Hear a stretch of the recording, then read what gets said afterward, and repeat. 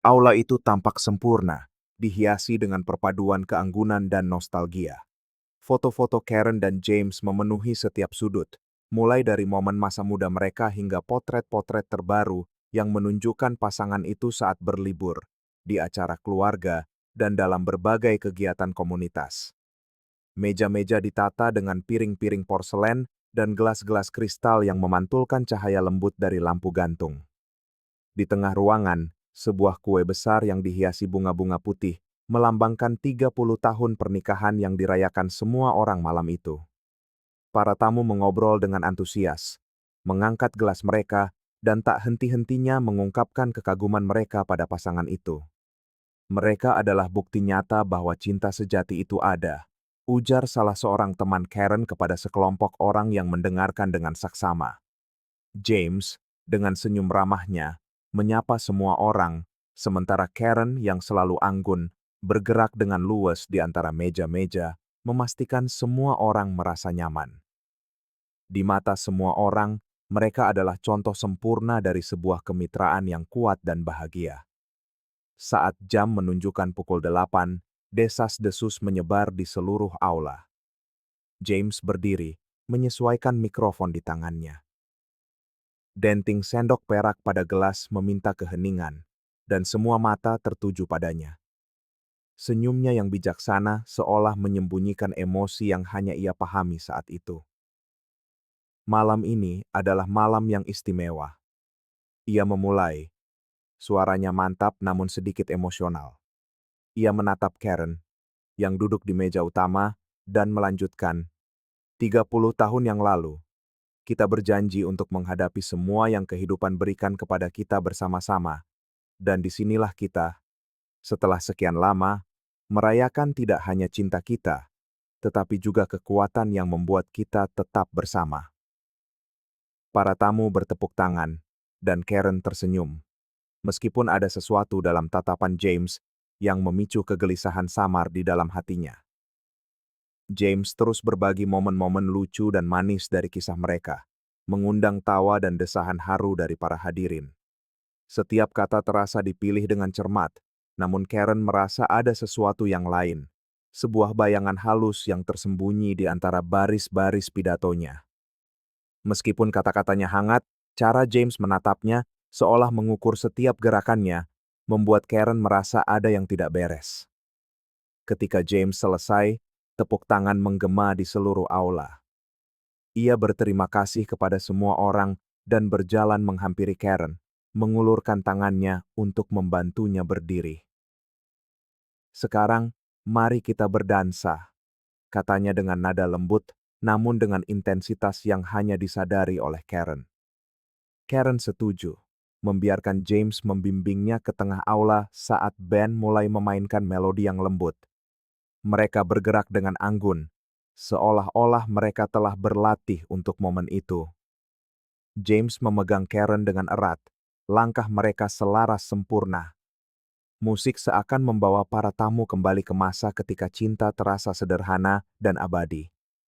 Mereka berdansa di bawah tatapan kagum semua orang, seperti pasangan yang telah melewati ujian waktu dan kesulitan.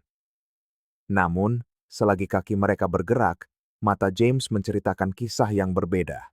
Ia menatap Karen, dan meskipun ia terus tersenyum, ada sesuatu yang menusuk dalam tatapannya, seolah ia ingin melihat menembus permukaan dan menemukan kebenaran yang tersembunyi. Karen merasakan beban momen itu. Tepuk tangan dan bisikan di sekitar mereka teredam oleh keheningan tegang yang tampaknya hanya ia yang sadari.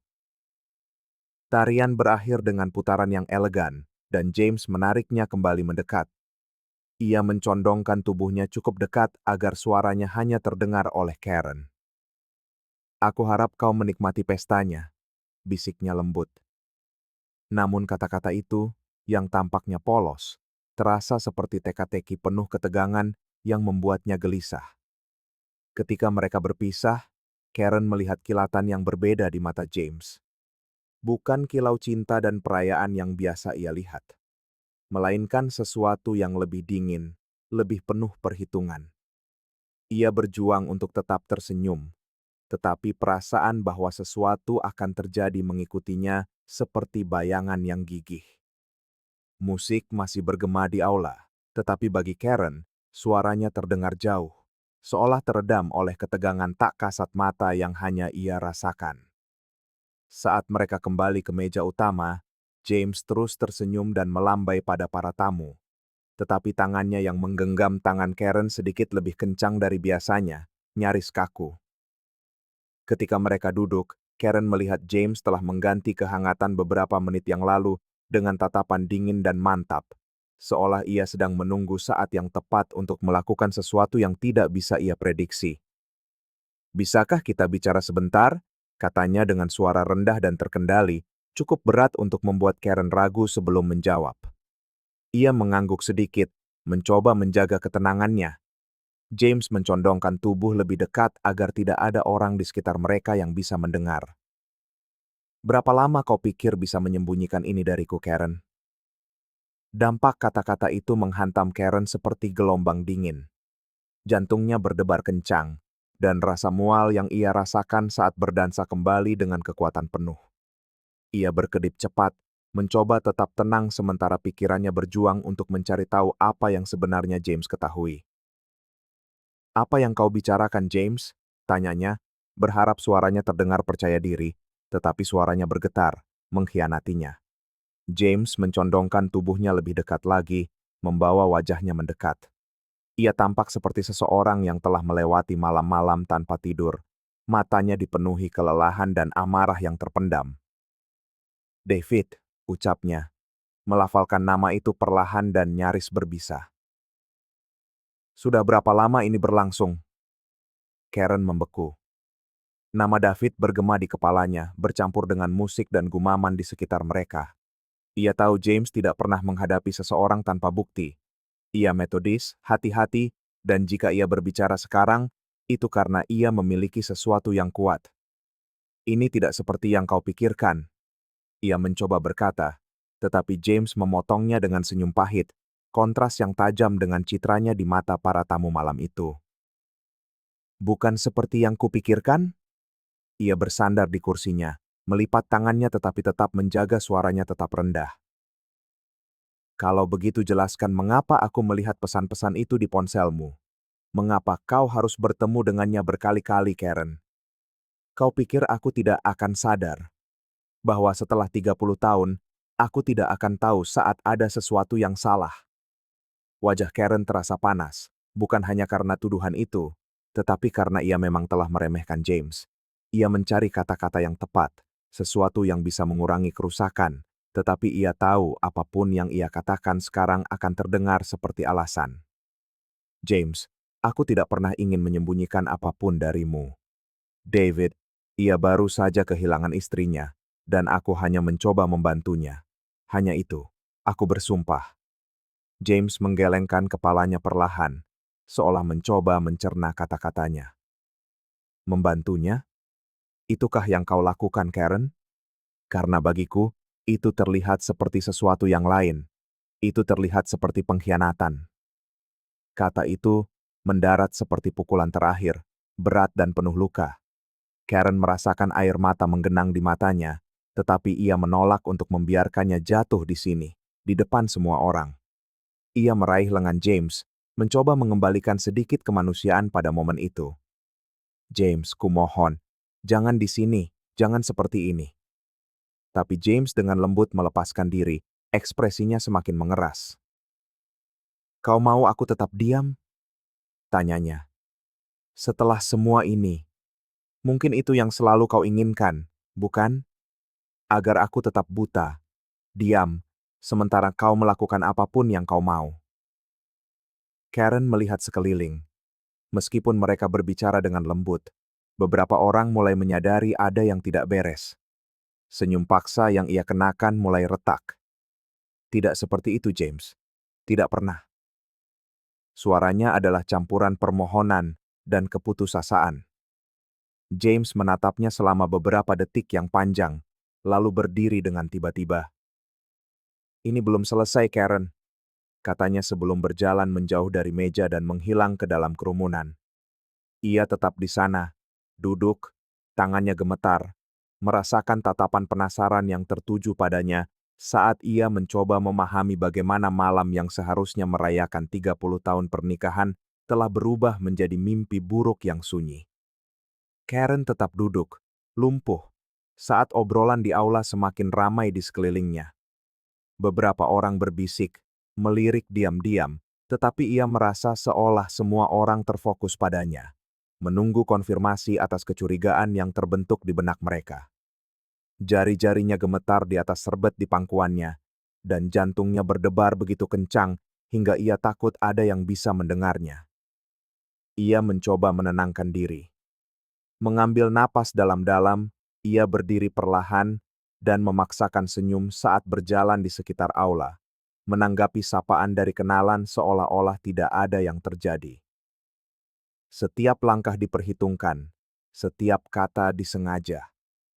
Di dalam, ia dilanda gejolak. Di mana James? Apa yang akan ia lakukan? Dan yang paling penting, bagaimana ia bisa menahan apa yang terasa seperti bom waktu? Karen melihat sahabatnya, Margaret, yang tampak curiga dengan perilakunya yang aneh. "Kau baik-baik saja, Karen?" tanya Margaret, menyentuh lengannya dengan lembut. Karen tersenyum, tetapi tidak bisa menyembunyikan kegelisahan di matanya. "Tentu saja, Margaret. Aku hanya sedikit lelah. Menyiapkan semua ini lebih melelahkan dari yang kukira." Margaret menyipitkan matanya, jelas tidak yakin, tetapi memutuskan untuk tidak mendesak. "Yah, semua orang membicarakan betapa sempurnanya pesta ini. Kau dan James benar-benar tahu cara menciptakan kenangan." Karen nyaris tersedak mendengar kata-kata itu. Kenangan terdengar seperti ironi yang kejam saat ini. Sementara itu, James berada di sisi lain aula, bersandar di sebuah meja dekat bar. Ia mengamati segalanya dari kejauhan. Tatapan gelapnya terpaku pada David, yang sedang mengobrol dengan beberapa rekan kerja Karen. David tampak santai, sama sekali tidak menyadari badai yang sedang terjadi di sekitarnya. Setiap tawa yang keluar dari mulut David terasa seperti pukulan bagi James, yang mencengkeram gelasnya begitu erat hingga seolah-olah akan pecah. Ketika James akhirnya bergerak, seolah-olah energi di aula bergeser. Ia berjalan menuju David. Langkahnya lambat dan penuh tekad, tidak pernah melepaskan pandangannya dari pria itu. Karen melihat ini dari jauh dan merasakan gelombang panik di dadanya. "Tolong, jangan lakukan ini di sini," gumamnya pada diri sendiri, tetapi sudah terlambat. James berhenti beberapa langkah dari David, yang baru menyadari kehadirannya. David berbalik, tersenyum sopan, tetapi senyum itu memudar begitu ia melihat ekspresi James. "James," kata David, mengulurkan tangan untuk menyapa. "Senang bertemu denganmu." James mengabaikan tangan yang terulur itu, sedikit mencondongkan tubuhnya ke depan. "Senang bertemu denganku, David." Ia memulai dengan suara rendah, syarat dengan ketegangan. "Kurasa kau tidak seharusnya merasa begitu nyaman di sini. Bagaimanapun juga, ini adalah perayaan ulang tahun pernikahanku." David berkedip, bingung, lalu tersenyum gugup. "Tentu saja, ini pesta yang indah. Selamat atas 30 tahun." "30 tahun yang jelas tidak kau hormati," potong James, kata-katanya setajam silet. Suara dengungan kerumunan di sekitar mereka tiba-tiba mereda, menarik perhatian semua orang. David mencoba menjaga ketenangannya, tetapi kata-kata James mustahil diabaikan. "Apa yang kau bicarakan, James? Apa kau benar-benar ingin aku menjelaskannya di sini?" balas James. Suaranya sedikit lebih keras, menarik lebih banyak tatapan penasaran. "Mungkin seharusnya aku melakukannya, karena kau tidak punya masalah melanggar batas dengan istriku." Karen bergegas melintasi aula secepat yang ia bisa, tetapi setiap langkah terasa terlalu lambat. Ia tiba tepat saat David mulai tergagap memberikan jawaban. "James, ini salah paham. Aku tidak akan pernah." "Salah paham?" Sela James lagi. Sekarang praktis berteriak. "Kau pikir pesan teks dan pertemuan rahasia adalah semacam kesalahpahaman? Seolah-olah semua ini tidak ada konsekuensinya?"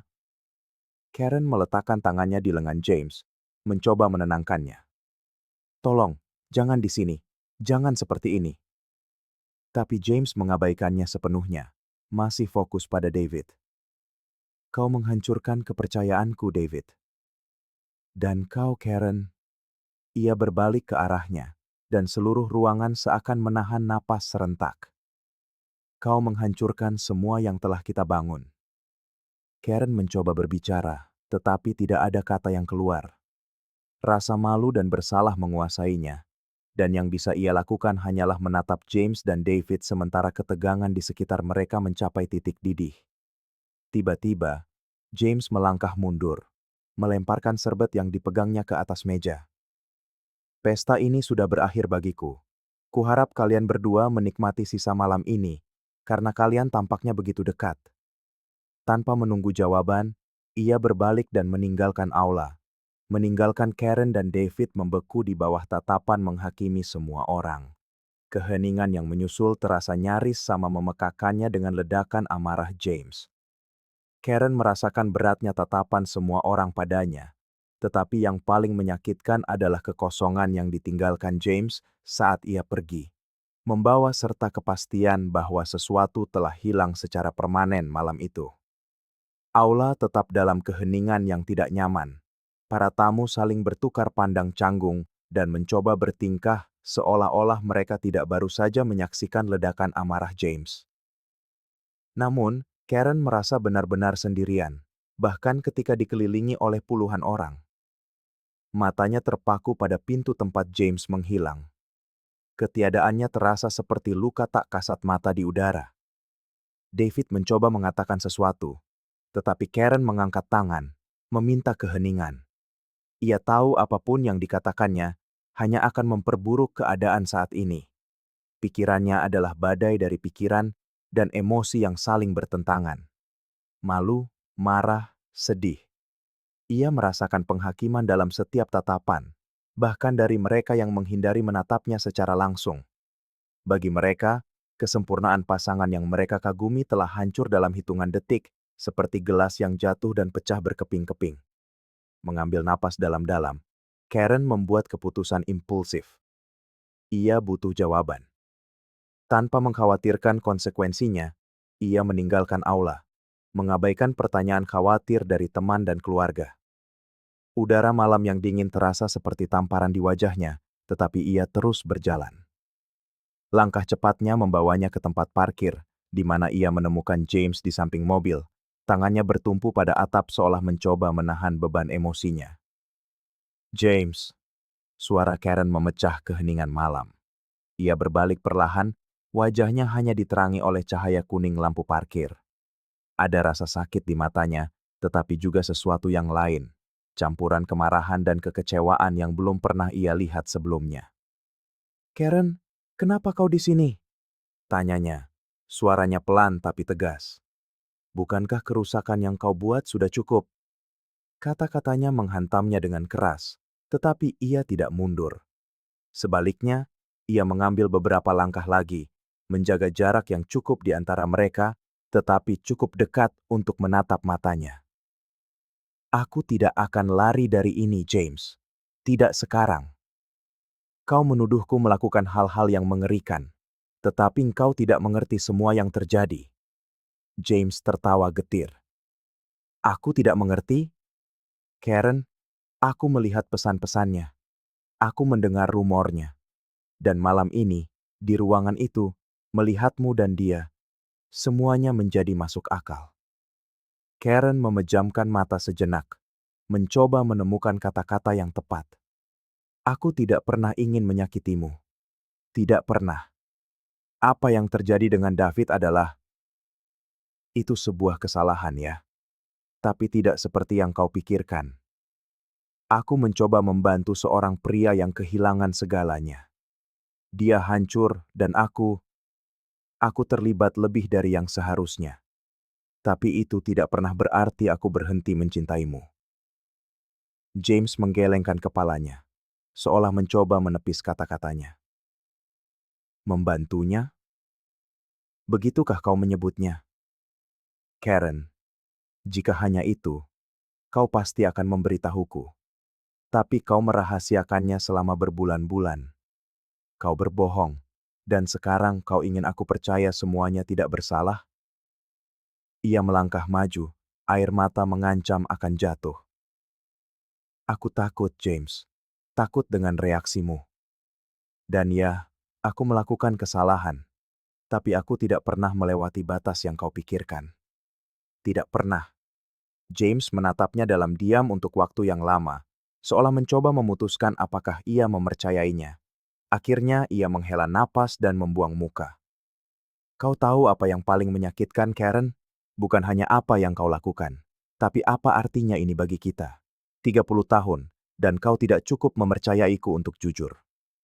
Ia merasakan kata-kata itu seperti longsoran salju. Apa kau pikir ini mudah bagiku? Aku kehilangan pijakan, James.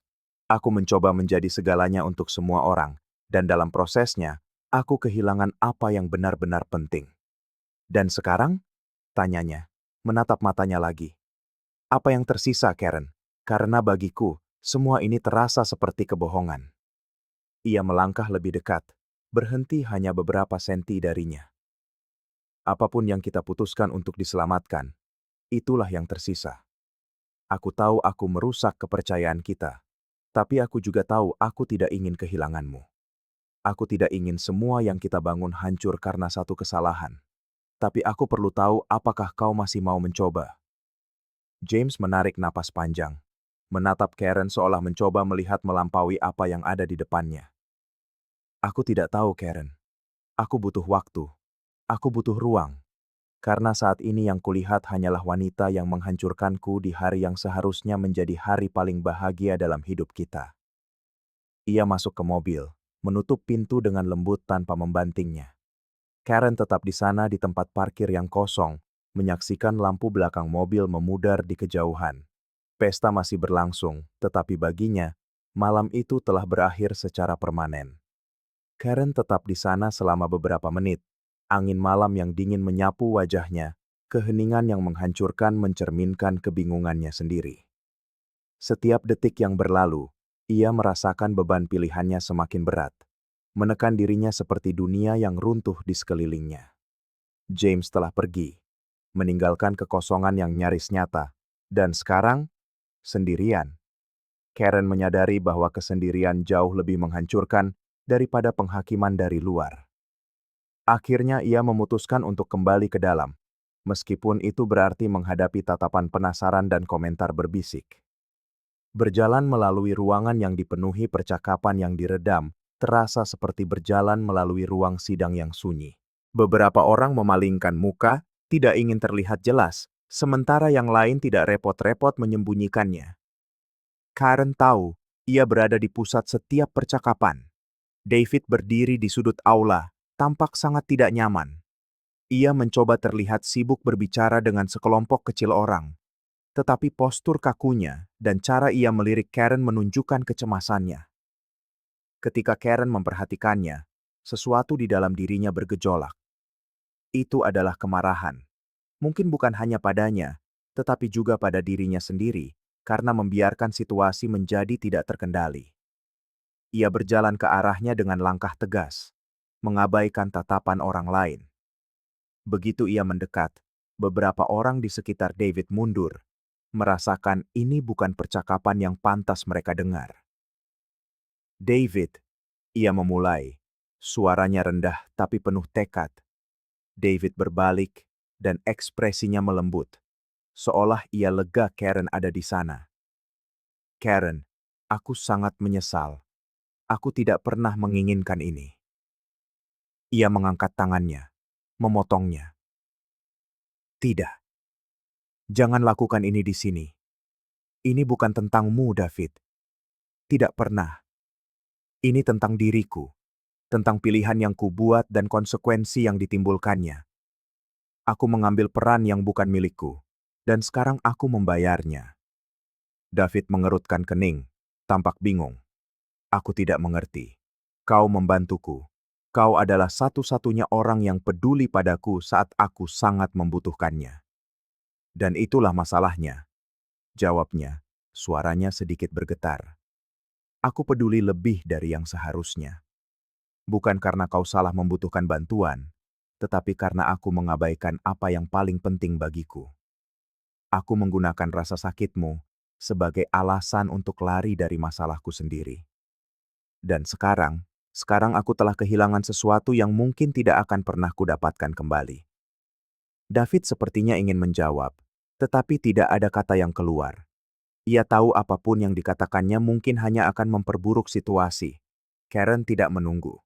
Tanpa menoleh ke belakang, ia meninggalkannya sendirian di sana dan kembali ke meja utama, di mana malam masih berlangsung meriah, tetapi terasa lebih seperti latar belakang yang jauh baginya. Beberapa jam kemudian, ketika pesta akhirnya berakhir, Karen pulang ke rumah. Rumah itu sunyi, nyaris menyesakkan. Ia berjalan menyusuri lorong, matanya tertuju pada foto-foto di dinding. Setiap foto mengingatkannya pada momen-momen bahagia yang kini terasa begitu jauh. Tangannya menyentuh sebuah bingkai tertentu, foto dirinya dan James saat berlibur di pantai di awal pernikahan mereka. Mereka tertawa, rambut acak-acakan diterpa angin, mata mereka berbinar dengan kebahagiaan yang seolah tak terpatahkan. Ia mengambil foto itu dan duduk di sofa, menatapnya seolah mencoba meraih sesuatu yang telah hilang. Saat itulah ia melihat sebuah amplop di atas meja kopi. Namanya tertulis di sana dengan tulisan tangan James yang sangat ia kenali. Dengan tangan gemetar, ia membuka amplop itu dan menarik keluar sepucuk surat. Setiap kata menusuk langsung ke hatinya. Karen, pesta kita hari ini seharusnya menandai semua yang telah kita bangun bersama. Tapi sebaliknya, pesta itu justru mengungkap seberapa jauh kita telah terpisah. Aku tahu hidup ini tidak sempurna, dan kesalahan bisa terjadi. Tapi yang paling menyakitkan, bukanlah kesalahannya itu sendiri, melainkan fakta bahwa kau merasa tidak bisa cukup mempercayaiku untuk berkata jujur. Aku tidak tahu apa yang menanti kita di masa depan. Saat ini, yang aku tahu hanyalah aku butuh waktu. Aku perlu mencari tahu, apakah masih ada kita yang layak diperjuangkan. Dan kau, Karen, perlu memutuskan siapa dirimu sebenarnya dan apa yang kau inginkan dari hidup ini. Aku harap suatu saat nanti kita bisa menemukan jalan untuk melewati ini. Tapi hari ini, aku tidak cukup kuat untuk mencoba. James. Air mata Karen akhirnya tumpah, panas dan tak berkesudahan. Seraya ia memeluk erat surat itu seolah itulah satu-satunya penghubungnya dengan pria yang ia cintai. Betapapun pedihnya, ia tahu James benar. Pilihannya tidak hanya menyakiti James, tetapi juga menghancurkan kepercayaan yang menjadi fondasi hubungan mereka. Dan kini, untuk pertama kalinya setelah bertahun-tahun, Karen benar-benar sendirian, harus menghadapi konsekuensi dari perbuatannya sendiri. Sebuah pelajaran yang pahit, namun tak terhindarkan. Terkadang, cinta saja tidak cukup untuk memperbaiki apa yang telah hancur. Terima kasih telah menonton video ini. Jika Anda menyukainya, jangan lupa untuk berlangganan channel ini dan aktifkan notifikasi agar tidak ketinggalan pembaruan lainnya. Sampai jumpa di lain waktu.